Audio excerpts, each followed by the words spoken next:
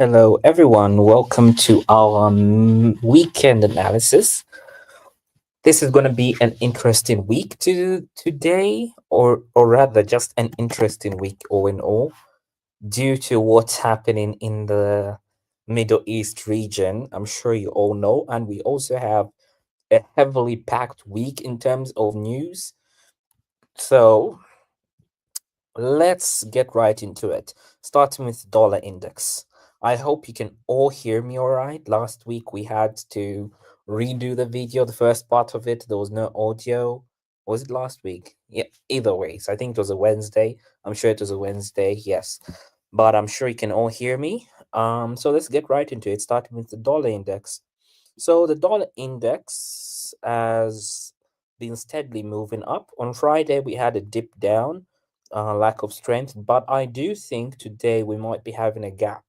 We might be either coming all the way up here or even here. Anything is possible at this point in time. So we need to be really careful of how we trade this week, especially as the market opens this Monday. Crypto is down. Already I'm rushing myself on this, but we'll come back into that. But either ways, I do think next week we will be seeing ourselves above this area, above 9940. Then probably even by the end of the week or possibly end of the month. In short, we might be at the 100 level at this second resistance on dollar index. That being, let's look at dollar Mexican. So dollar Mexican, we pushed right through into this previous support level. So it doesn't look like we're stopping here. Our next stop could be probably around 1945. So around 1945, we might be seeing the market reverse to downside. But overall, this week I do see dollar in Mexican actually coming all the way up. We might actually be touching the area of 1925 around this area. That's where we might be touching. Then maybe having a slight pullback, then continue all the way up to 1945. Now let's move over to dollar yen. So dollar yen, we are at a level of resistance. Come Monday, which is just in an hour's time, I do think we might be having a gap, probably coming back into this area. So this move we were looking at, where the market had to have a pullback, went exactly as we planned, and we are now at this level of resistance. So we might be gapping to the downside as we come into Monday, and we might be having some rejection of this area around 148 200.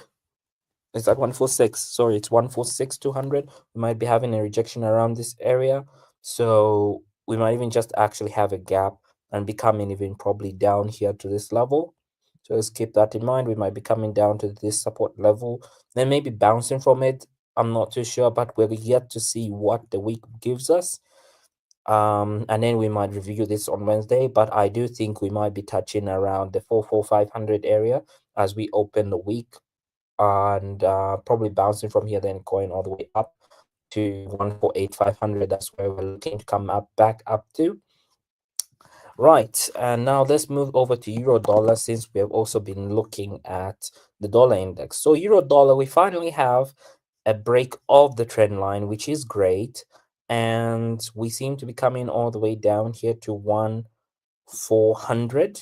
So by the end of the week, we might actually be here around the 1.1400 area. So let's keep an eye on that for this coming week. Then let's look at CAD Swiss. CAD Swiss, you know what has been happening, has been moving sideways. So for this week, I do think we might be retesting 159, 150. We might actually gap all the way here because Swiss is a safe haven, as well as the yen and gold. So we might be gapping all the way here as we come into this week. Or even if we're not gapping for this week, we might actually just be pushing all the way to the support level, then bouncing again off that level, then maybe coming back to this 0.60 area on CAD Swiss. And let's look at pound yen. So pound yen, we're looking to also make a new high. Already had our move to the downside, pull back, then we made a new overall high, and then we dipped all the way down, and now we're looking to probably make a new high. So definitely we might be seeing ourselves up here if everything goes well, if we do not have a gap. But I do think we're going to have a gap this evening, just within the hour, because of the Iran Israel war that's going on.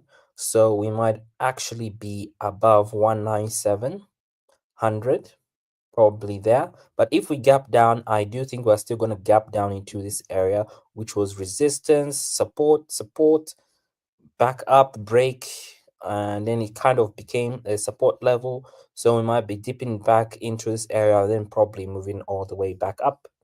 Then let's look at pound dollar. So pound dollar, we were in a kind of consolidation lately, and we dipped to the downside. And this seems like we're in an overall pullback that was like a 50% pullback from this high to this low. So this was more like a 50% pullback. So we might be seeing ourselves coming down into the 1.33750 area into this coming week, as this just seemed like an overall pullback. And then we might be on our way to 1.31500 for the rest of the month. We're yet to see how this week goes, especially since we have some heavy news this week. We have PMI on Monday, and we also have Fed Powell speaking on Tuesday, and then we also have Powell speaking again on Wednesday. And then we have the final GDP and unemployment claims on Thursday. And then we also have finally the core PCE price index on Friday. So definitely we might be seeing ourselves in a kind of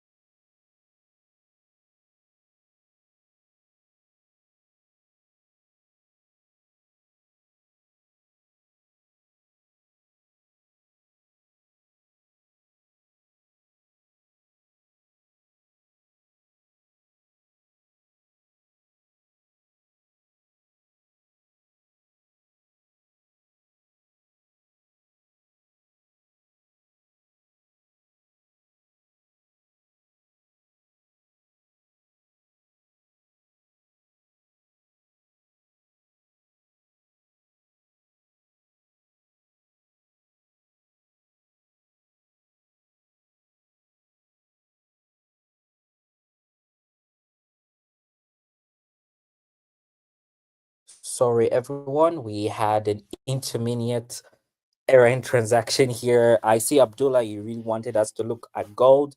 That's what we're actually looking at right now. Sorry for that slight disturbance. So looking at gold, we drew this trend line on a Wednesday, and gold finally broke right through it. But the question is this going to hold? Will gold hold this break of the trend line? we are yet to see, because we had a very tight consolidation over here, and then we started pushing all the way down. Like, this is a way too perfect trend line that was drawn on Wednesday. So the question is this really going to hold? But my thoughts are that this might actually gap and finally hold. Like, we might even gap all the way to 3,400. That's where I do see the market gapping if we do gap. But if we do gap to the bottom side, then we're definitely going to be right under 3,340. So those are the two scenarios we currently have. But overall, because of the war in Iran and everything like that, we will definitely be coming back all the way up here one way or another. Up is where we're going, since we already even have a break of the trend line. So we're yet to see what happens. But those are the two scenarios. We're either going to gap all the way up to 3,400, or we're going to gap all the way to 3,340. Those are the two scenarios. Watch this space. This is what I am actually seeing for this coming week. A gap is imminent. It's, you know how these markets open sometimes. So just keep your eyes on that. These two levels, right here and right there. If we do have a gap here, we're still going up. If we do have a gap here, we're still going up either ways.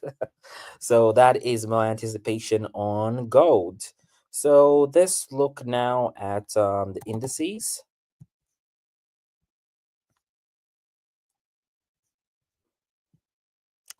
So with NAS 100, we had our push to the downside over here, where this would have been a great entry point. We broke the trend line, and now we seem to be going all the way up here.